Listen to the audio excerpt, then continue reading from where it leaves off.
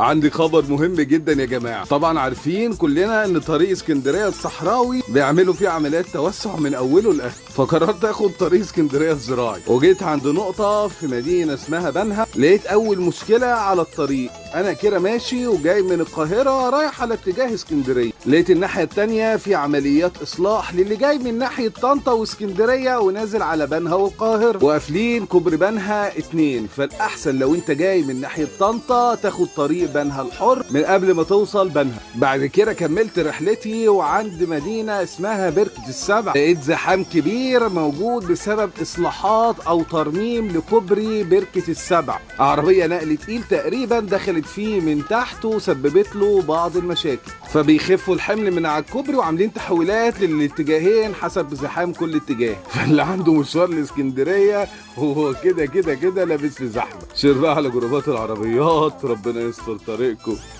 سلام.